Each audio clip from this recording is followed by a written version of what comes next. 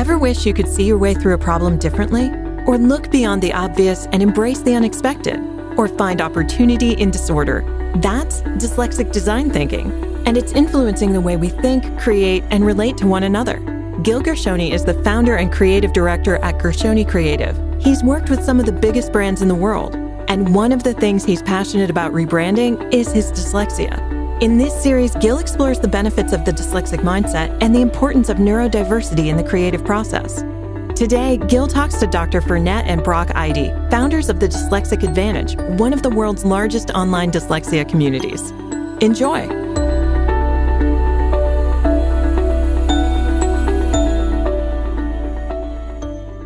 Hello, and welcome to Dyslexic Design Thinking, a series in which we explore the way dyslexia influences the way we think and create. I'm your host, Gil Gershoni, founder and creative director of Gershoni Creative. Today, we have Drs. Fernette and Brock Eide, best-selling authors and leading experts in the field of dyslexia, who also happen to be husband and wife. Thank you so much for joining us today, Fernette and Brock. Thanks, Gil, for having us. Yeah. First of all, tell us about your backgrounds. You go first. Okay. Well, let's see. I guess by training, I'm a neurologist, and neurology took on a whole different meaning once I became a mom. And I think I became attuned to learning differences and knowing what we know, what we don't know. And it's been a wonderful journey of discovery ever since we had kids and got to know other people's kids and their stories. And now I'm CEO of DyslexiCadvantage.org, and it's a wonderful nonprofit organization with a lot of, cool community members and free monthly magazine and a whole bunch of, interesting things for kids as well. And that's pretty much it. So my medical background is actually in sort of general medical practice and medical ethics and medical humanities. And I also trained for a number of years as a molecular biologist, so pretty broad in different aspects of medicine. And about 25 years ago now, Fernette and I started noticing that our first collaborative project, which was our children, were having interesting and sometimes challenging issues with their own learning. And that was how we first began on this long pathway that's led us to where we are now. And for the last 20 or so years, we've been working together with a clinic and with other projects and writing books on learning differences. And for about the last 15 years, we've really specialized in the area of dyslexia because we found it to be just the most fascinating and enriching field of study and place where we found the most interesting and fun people to work with. How is it as a husband and wife working on a commercial venture or a nonprofit that matter together? I mean, I also work with my partner, both life and work partners, and that is a creative expression on its own. How are you guys balancing work and creativity and writing and all those kind of things? No problems at all. It's always smooth.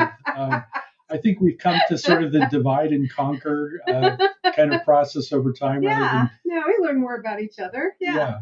But I think everything we do is an expression of a collaborative process between us. So neither one of us by ourselves would come up with any of the things that we do. Day to day, we do a lot of things separately, moment by moment, but we're constantly stopping to exchange ideas. And so the outputs that we do are different, but the entire process of thinking through what we're doing is 100% collaborative. And, we never do anything together. I would say that also there was this added dimension of understanding because, there are some things I do very differently from Brock, and Brock does very differently from me. And that was a little eye-opening early on in our relationship, even with courting. But the more we got interested in this kind of metacognition, thinking about your thinking, and then also realizing, that the way you solve a particular problem, the way you perceive certain things can be so different, and that people had not been talking about this. And so I think that's how we became really intrigued by this, because at the time that we first entered the field, I feel like it's really grown a lot in the last 2 decades. But at the time, we thought that, the medical profession, we were in the scientific profession, we're both on faculty. We thought we should be able to know things. And then lo and behold, we discovered that a lot of this kind of thinking was very skin deep, and that you would learn about learning and it would almost be generic. But then when you actually had, we had controls of ourselves, we could see how differently that we process information, that just became this journey of discovery. And then, a lot of our clinic, in truth, was also motivated. We would ask students how they solve problems, not just see how they solved a problem, but ask them what their experience was. So that, I think that was a huge thing for us, discovering that all along the way, how different we are, how, there are things that sometimes I associated being a quirk, just like he had this long auditory memory. And for instance, I had the auditory memory of a flea. And so I feel like, why are you listening to radio all the time? Because, it was just, I would forget. My partner and I also think tremendously differently. And as a dyslexic, she's not. I found that is actually part of the brilliance of our partnership, is that exactly to your point, is that what she sees, I'm like, how do you see that? I mean, brilliant. Here at Dyslexic Design Thinking, we're really interesting about the sort of relationship between dyslexia and creativity. And I know you guys have been writing a lot about the sort of different ways of dyslexia, the views of dyslexia. Can you tell us a little bit more about that in detail? Yeah, I think our interest in creativity and its relationship to dyslexic thinking is a long-standing one, and it really grew out of our experience clinically working with dyslexic individuals and families. So a lot of our day-to-day work, especially in the early years with our clinic, involved spending time just testing primarily children, but all the way up through adulthood.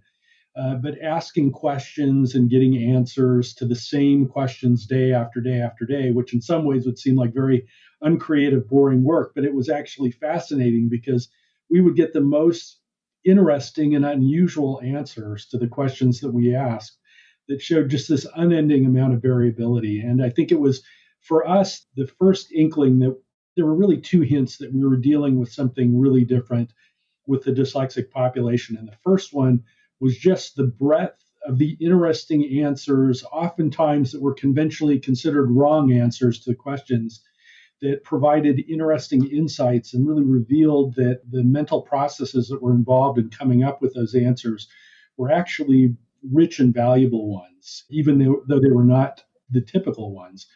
The second thing was that because of the nature of our practice, there being two of us, one of us was always out talking with the parents at the same time that the other was in working with the child. And so we tended to get much more in-depth family information and personal background about the children than I think is common in clinical practice.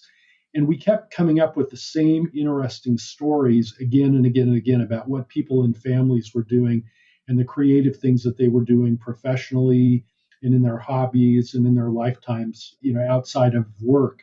And some of these people had an opportunity to have access to good education and good professional opportunities, and some of them didn't. But it was really interesting to see the ways that they found, the avenues they found to express their creativity in those different things. And that's what really first got us interested in creativity and its relationship to dyslexia. What are some of the questions that you were asking, if you can recall back then, that sort of gave you different answers and unique answers that you said that you considered to be, or traditionally maybe they're perceived to be, incorrect? Any sort of examples on that? Yeah, I think common ones would be on picture grouping tasks, for example, on the IQ tests, where you'd have 2 or 3 or 4 pictures, and the individual would have to come up with ways of grouping, picking out of a larger set of pictures, the 3 that went together and coming up with some kind of story about it. Others, we would present kids with a picture of a seemingly kind of random event. It was, I think, one we used commonly was a woman standing at a sink. This is very retro, so I don't want to take any heat for this. I didn't choose the picture. It's a famous, in psychology, it's the cookie thief picture. The cookie thief picture. Yeah, so famous. Mom is standing at the sink washing the dishes. The water is overflowing from the sink. Mom is sort of looking back over her shoulder at these 2 kids that are climbing up on the cabinets, reaching into the upper cabinet to try to get a jar of cookies out. And the kind of depth of the attempts to try to tie together all of the things that were in the picture that were seemingly kind of inexplicable, I think really characterized the dyslexic students. Other ones let we had. me add on to that. Like, for instance, in the case, so you're supposed to write about the picture. A typical sort of creative response, a dyslexic response, would be writing about like dad who's not in the picture, but seeing this going on, and then just having this, the motive. It's like the driveway stretches out a long way, and like there's nothing about that in the picture. Technically, it's not in the picture, but it's so much about the picture. I mean, that's totally out of the box, right? It's not in the picture, but it provides meaning to the picture. Typically, we were getting descriptions of the pictures, but with the dyslexic kids, we were getting stories. Yeah. And the characters came to life, and they had backstories. Yeah, they had backstories. Yeah, so funny. There's prequels to the picture, and it was a totally different kind of experience. Is that where you guys start to see and kind of come up with your theories around the positivity views of dyslexia, to really see that it's more than a learning differences or learning difficulties, but it's just the way the mind works more? Yes, absolutely. I think the first thing it did for us is it made us obviously look at each other and say, are we the only people that are seeing this kind of thing, or have other people noticed this before? And so it led us into the literature to start looking at things. And one of the books that we found early on was Tom West's book, In the Mind's Eye, and that became a real source of inspiration to us. And then we searched back all the way as far as we could in dyslexia literature and found really interesting things, even looking at the writings of Samuel Torrey Orton, who was one of the first great dyslexia pioneers, who noticed that one of the first individuals that he examined when he was working at the bizarrely named Iowa Psychopathic Hospital back in the in the 19 teens, and basically going around Iowa in a covered wagon testing people that were having problems in different cities. And one of the first people he encountered was a functionally illiterate young person who they'd given up on them in school. And he started testing them and found that they had really a genius level IQ in the nonverbal domains, but really struggled with reading and had extreme difficulties with a lot of aspects of basic reading skills. And then moving into the 70s and 80s, Norman Geschwind had written some interesting things about the relationship between dyslexia and talent, and some really long-standing workers with dyslexia, basically kind of the old people in the field that had worked for a long time with dyslexia. There was this constant refrain of, I can't always put my finger on it, I can't always define it, but there's something really, really special too about what's going on here in terms of the thinking. It's not just drawbacks. And over the last 20 years, there have been some people that have actually been doing more formal studies on dyslexia. So we began collecting papers and finding signs of things. And this is really the origin of the Dyslexic Advantage book, where we tried to put together our observations on things we were seeing in the clinic with things that we were reading in these papers and these comments from the old timers in the field.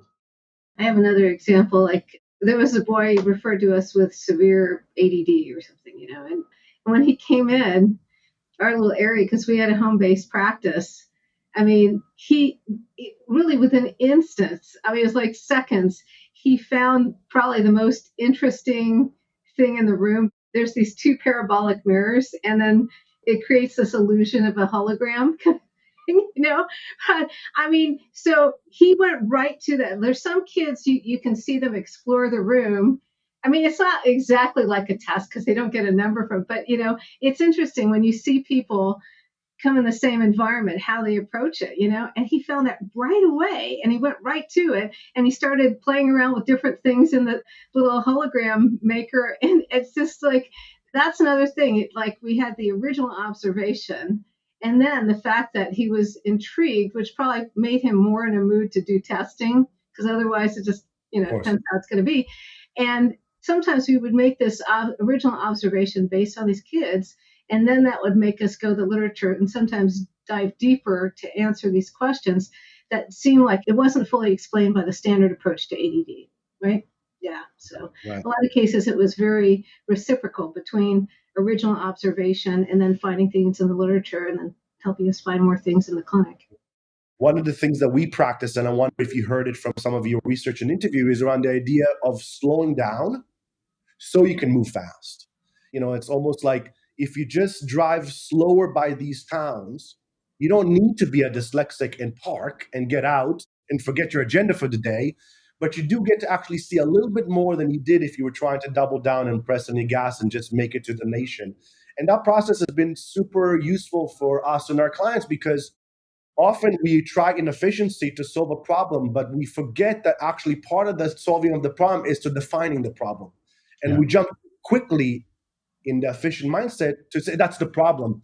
And I would say 9 out of 10, it's the wrong problem we're trying to solve. And, usually that process allows us to get to the solution. It takes longer to get there because halfway through you realize you're solving the wrong problem. And then you have to pivot, and now it took you twice as long. So have you seen those kind of processes or thinking patterns or approaches from, you interview so many different dyslexics in so many different industries? Any sort of consistency that sort of kind of rises to the top for you guys?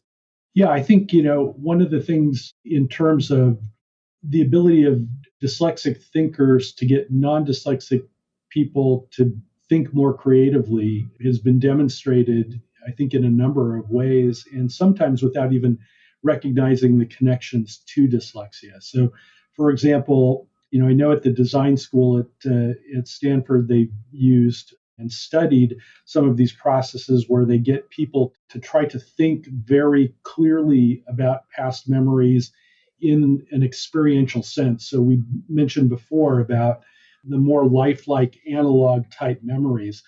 There's been research that's been done at Stanford with the D school audiences where they've had people go through these exercises of thinking about a particular memory and trying to add back all of these lifelike features. And so, in a sense, what they're really doing is trying to shift people from the schematization into the more analog memory format.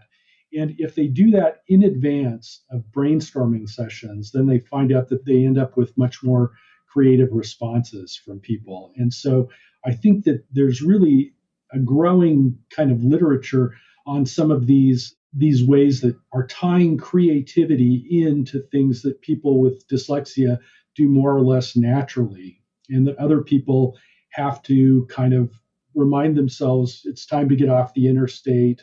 Let's get out of the car, park, and walk.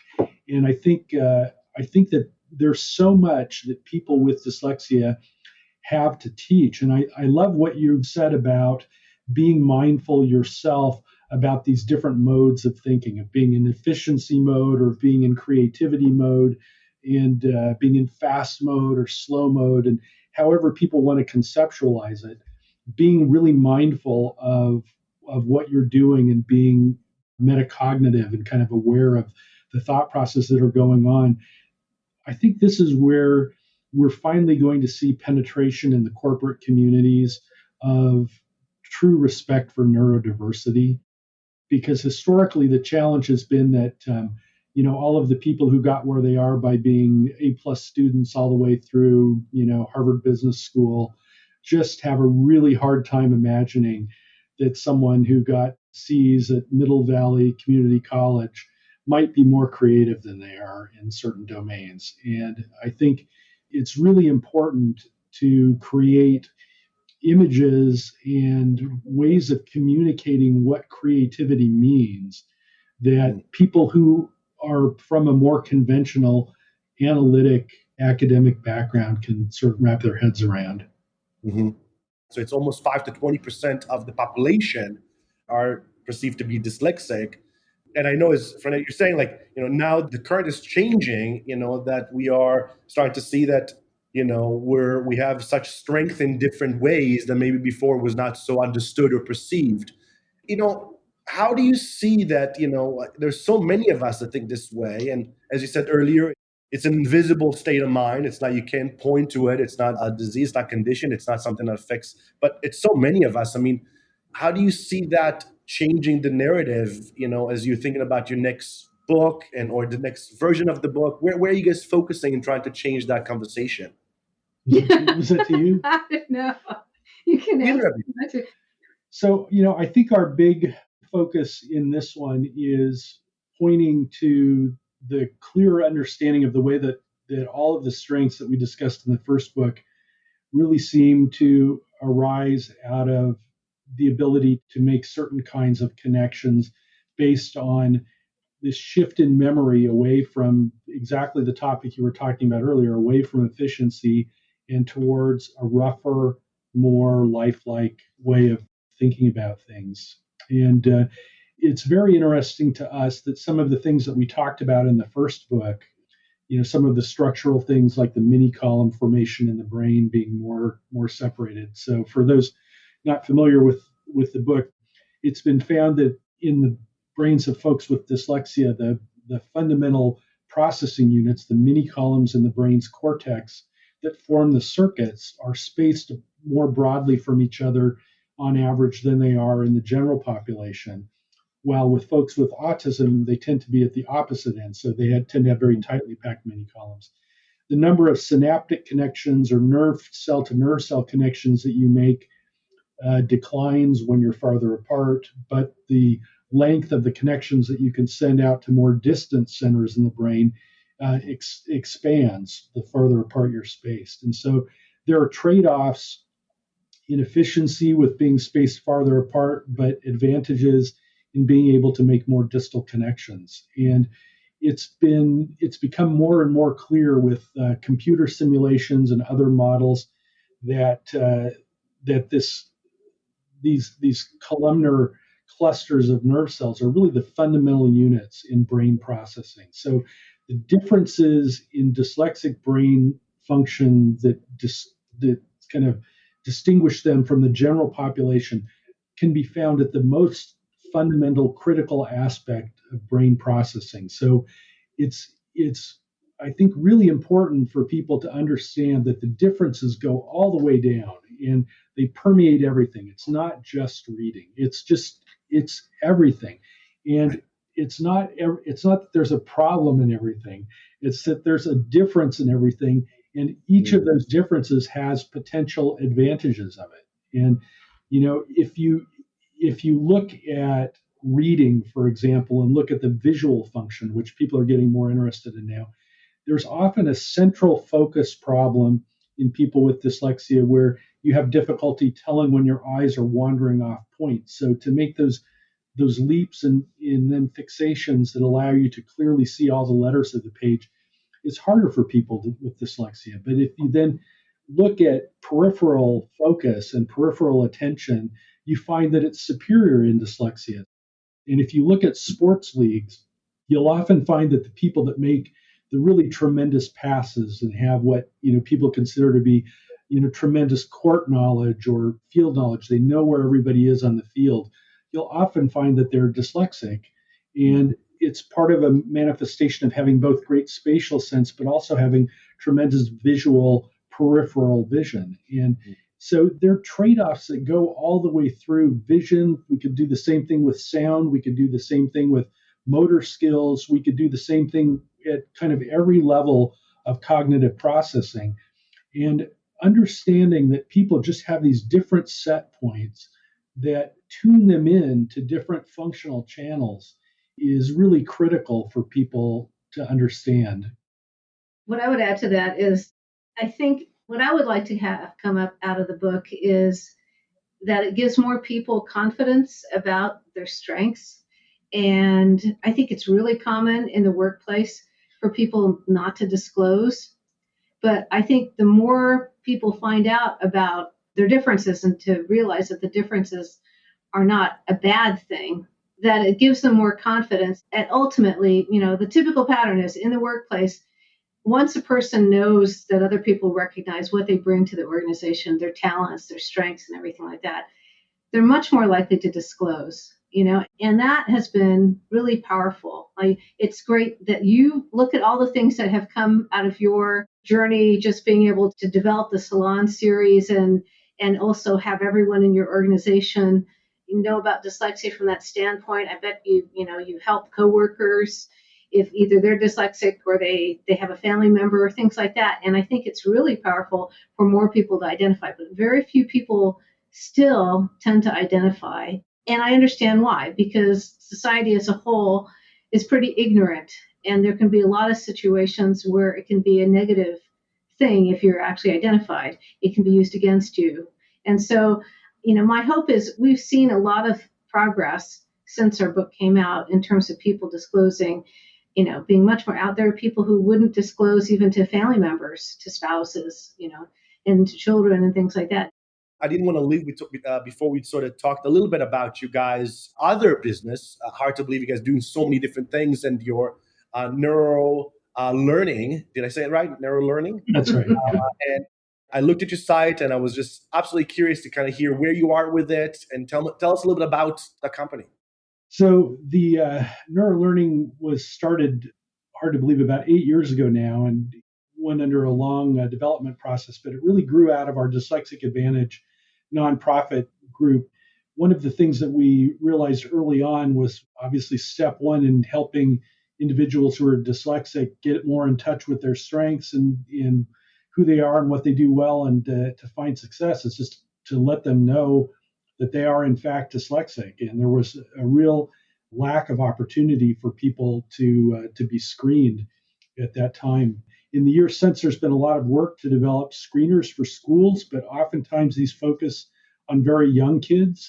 There's a good reason for wanting to intervene early, but there are, as you pointed out, millions of people that are already out there beyond second grade who are dyslexic that have never been tested, that have never been screened. And those were the people that we were really focusing on, so the ages 7 and older. And the screener, it takes about an hour to do. It can be done on any tablet, smartphone, or anything with a touch screen, iOS, Android, or Kindle Fire. And it will give a very good assessment of the likelihood that an individual shows dyslexic type processing. And then also we have a second mind strength test on there that allows people to look for dyslexia-associated strengths that we've found to be associated with dyslexia through the research that we've done. And so those are all available in our dyslexia screening test app that can be downloaded in any of the app stores. And do you mention the Bookshare thing? That's kind of cool. Yes, one of the great things about it is that Bookshare has partnered with us.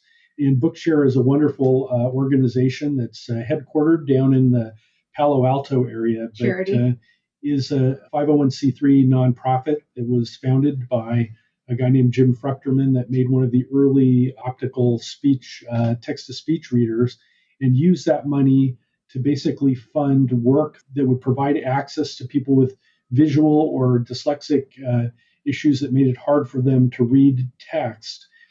Access to all the books that are in the Library of Congress, and they haven't quite scanned all of those books yet, but they're rapidly getting there. And you can have free access to download all of these texts, and so our app will qualify for membership in Bookshare, and we're the only app that. We're the only screening test that allows you to do that. So that's all paid by the federal government. So that's a great thing. Suddenly you can just listen to all these books, because you're identified by the Neuro Learning app. So that's kind of a cool thing. Every year we have a Creative Writing Awards for K through 12. And that's kind of a great thing. And there's also STEM Ingenuity Awards in the spring. We like to encourage even kids who don't think that they're writers, they can dictate their stories. And similarly with STEM, we hope that it'll encourage some kids to dabble in science, even if they thought that they may not be particularly good at science, because, chances are they might be really good at science. A lot of students really are. And we just wanted to create that opportunity. We give away little cash prizes and ribbons and things like that. And we really just want to encourage these things in the next generation. Wow, that is so wonderful. It sounds like there is a lot of things coming up for you guys, all so exciting. Thank you both, Drs. Barak and Fernette Eide of the Dyslexic Advantage, for spending the time with us today. It's really, really moving to be part of this global community that embraces different minds. And I'm personally looking forward to reading the new book that's going to be coming out early 2023. Thank you so much for listening to our show today. If you haven't yet, please get yourself a copy of Dyslexic Advantage wherever books are sold. And subscribe to Dyslexic Advantage newsletter at dyslexicadvantage.com, which has some great dyslexia learning resources and stories. I am Gil Gershoni, and you've been listening to Dyslexic Design Thinking. If you enjoyed our conversation today, be sure to subscribe to this series wherever you get your podcasts and follow along on Instagram at Dyslexic Design Thinking. You can also drop us a line at dyslexia@gershoni.com to receive our monthly newsletter and learn more about our upcoming programming. Dyslexic Design Thinking is produced by Gershoni Creative. Until next time, be well.